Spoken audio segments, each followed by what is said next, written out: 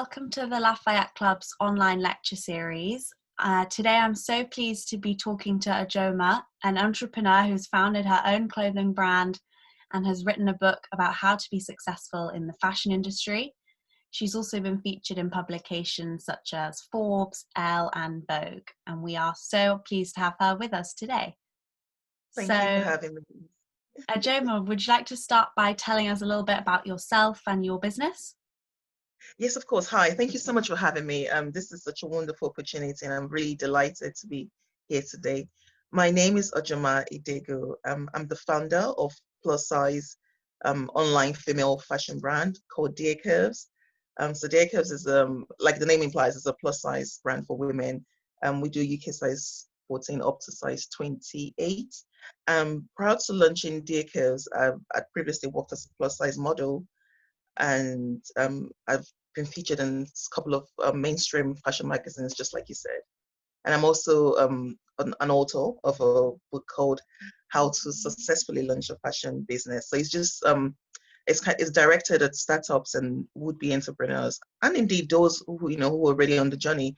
It's just to teach you how to the quick steps you need to know, the quick things you need to know in order to help you launch a business more smoothly.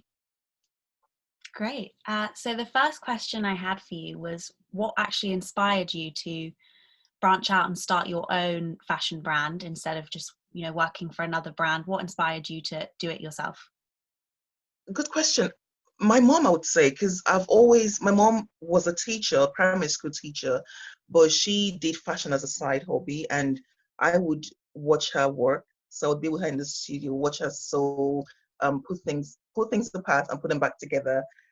So I guess my inspiration came from that. But then this was back in Nigeria, where I'm originally from. But as I progressed, I found that I actually enjoyed creating clothes. So at the time, I would make clothes for men. It wasn't actually women, it was for men. But then moving to the UK to do my degree and all of that, the culture surrounding women who are plus size like myself, and the media perception of a plus size woman, I think all those things work together into making me move my primary market from men to women, and just making clothes that are beautiful and aimed for women that look like myself, because it was quite difficult to find clothes that would fit me, things that were quite stylish. There was nothing in the market at the time. So I think me being personally affected by the lack of options there for plus size women, and my desire to just help curvy women look good and feel good about themselves, and trying also to bring an element of my Nigerian culture, which is being plus size is actually very desirable. It's a sign of wealth and prestige. So it's very different here in the UK. So I thought I'll bring a bit of that as well. So all of these factors came together to make me, create my own brand as opposed to working for someone else. Because I didn't really feel like another brand would be able to express what I had in my head. My vision is my vision, and I just really wanted to make really stylish clothes. And I didn't really feel like the brands that were around at the time were into that narrative. So yes. Great. What do you think has been the hardest part of starting your own fashion brand? What's been the most Capital. challenging thing? It's personally for me, it's been capital. It's the most expensive hobby you could ever do. You really must be um intentional about wanting to do it and wanting to succeed. There's so much reasons for you to not carry on, really and truly. I found the most difficult thing to be capital, trying to raise money. So what I did, I worked part-time with other high street retailers, as a supervisor, as a deputy manager, just to raise money to support the business. And I did it for just about 6 years, I would say, to just to give the business the boost they needed, and it's paid off. So I'm really happy about that. But the main challenge, there are all the challenges as well. So there's capital, there's marketing, but in more modesty, I've been able to kind of get on top of the other aspects, like the marketing. I'm quite good at all those things. But the thing that I kind of struggled the most with was capital. But then, like I already said, I had to get another job to, deal with that problem. Mm. So working in other fashion retailers, did it give you a good insight, do you think, into what the industry was going to be like, or give you any tips for how to do it more successfully? Yes and no. In terms of knowing how to do it more successfully, I'm obsessed with the BBC program called The Dragon's Den. So I got a lot of, I watch it back to back. So I kind of learned a lot from the dragons, and that helped me to know what to do and what to expect to make the business successful. Working for other fashion brands, I think what that just did was help me be in the know. So I was still in the fashion industry. So the new trends, the figures, how to sell, how to upsell, those things like that I learned from working in these with these other companies. But helping me, in terms of helping me define my brand aesthetics, no, that they didn't do that. They just helped me to be aware of the fashion scene, the new trends, the new colors palettes, and all of that. Yeah. Hmm. Who do you think has been your biggest inspiration or influence while you've been setting up your brand? Who's inspired you? Uh, that's a tricky one because I did say in my interview with BBC, I wish we had more role models in the UK. That's something I kind of struggled with. So I've had to self-motivate a lot of times. But before the passing of my parents, my mom would have been the main person. Like I said, she did fashion as a side hobby, which she really loved. So I did get I got a lot of inspiration from her before she passed away, unfortunately. But then I've had to kind of self motivate because there's no one out there that I see and I look up to as someone who I look up to as a role model or someone who would inspire me to do what I do. There's just no one out there, and this is a real problem. And I've spoken about this before so many times. Hmm. And what's been the most exciting part of your career? What's been the biggest milestone, do you think? Oh my God, I've got several of them. I mean, working with celebrities is always a big deal. You know, these are very successful people, and being able to see them in my outfits and not even pay them to wear DearCurves. I couldn't even afford to pay them, to be honest. But seeing them wearing the outfits and speaking so enthusiastically about it, that's such a big deal. And I'm really grateful for that.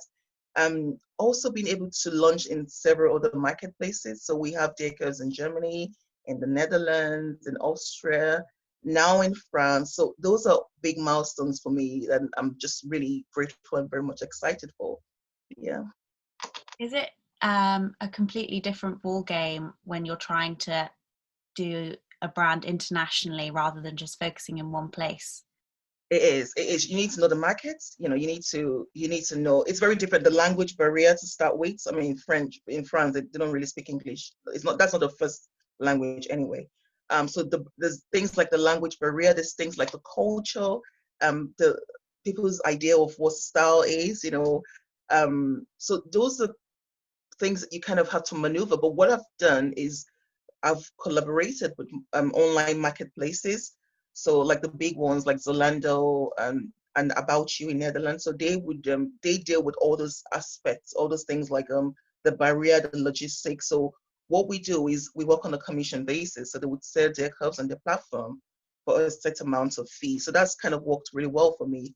And these big brands as well, because they've been established for such a long time, they already have the target market all on their platform. So it's just really easy for me that way to kind of just pay them a certain amount based on how much sale we make, and then being able to trade on their platforms. So yes, that's what we've been doing. And it's been very successful because we've, entered a lot of market that way. That's really cool. Since you've had experience in the fashion industry now, what's advice you would give to people who are interested in starting maybe their own brand or working Yeah. for a fashion brand? What's some good advice you would give those people? You need to first of all come with the terms that it's incredibly difficult. It's really hard. That's the first thing I said in my book. Once you accept that and understand that you would have so many reasons along the way to give up. So once you understand that and um, once you understand that that's the first, you need to be very proactive. You need to go out of your way to kind of research. You need to be in the know. You need to over dedicate. You need to be the best at what you do. You need to outwork everyone. That's what I say. You need to be very committed. You know, you need to also work hard in establishing, identifying your marketplaces, your target market group rather, and trying to establish a business relationship with these people. So be it through platforms like Instagram, you can always, you know, send a nice DM. If someone follows your brand, you know, a nice message, welcome, thank you for, you know, following the brand.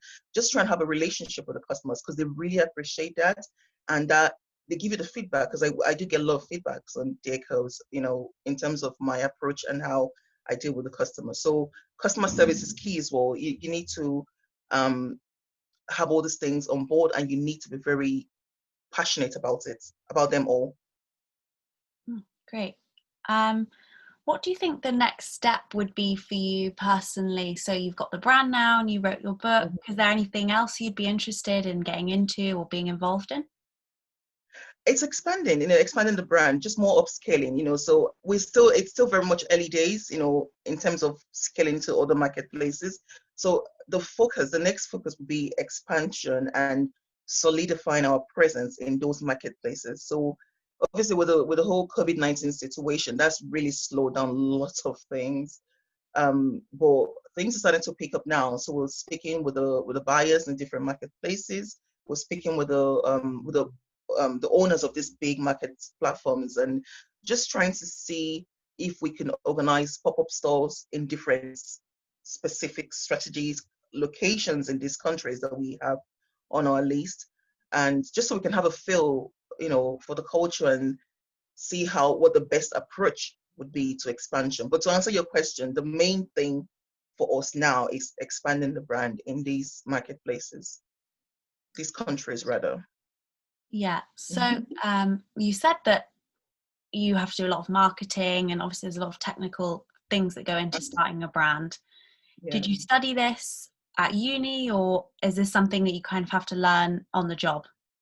It's a bit of both. So you do have to learn a lot on the job. You make a lot of mistakes, but you need to be very quick about bouncing back, be very resilient. That's another thing. But yes, I did learn a bit of marketing back at uni. I did business management and IT at the University of Hull, so that really did help. But you have to be proactive about looking for information and trying to see what's new now, what the new approach to marketing will be. So like in this climate at the moment, this day and age, it's all about Instagram, social media platforms. So we use those heavily to market our product to customers, and we work heavily with bloggers and brand influencers. So there's all these different marketing techniques and strategies that come up, you know, as one goes along. So yes, you do have to learn on the job, as well as, you know, be proactive in getting information and trying to figure out what the best approach would be. I don't know if that answers your question. No, that's great. Thank you. Okay. And one other thing is, have you had any mentors, or what's the best piece of advice you've been given by someone in the fashion industry or not in the industry that's helped you? Yeah. The best piece of advice I've been given is just to be very clear on what my goal is, and to pursue it passionately. So you need to have clarity on whatever it is you decide to do, and then go after it with all that you are. Like I said, always learn, because when you learn, then you can do better, you can be better. To learn along the way, get more information, just to see what the best, use the tools that are available to you. So for instance, the UK government, the Department of International Trade, have this thing whereby they would meet up with entrepreneurs, and they have all this warehouse of information. So that's a very good tool that I use as well. So just try and acquire as much information as possible, because that would always help you. That's helped me a great deal. So yes, be clear about your goal, pursue it passionately, and try and acquire as much information to help you achieve your goal. Great. Well, thank you so much for talking to us today. It's been great Thank to hear you. your answers, and I'm sure it will help a lot of people who are looking to start their own brand or work in the fashion industry. So, So thank you so much. thank you so much, Rose. Thank you for your time.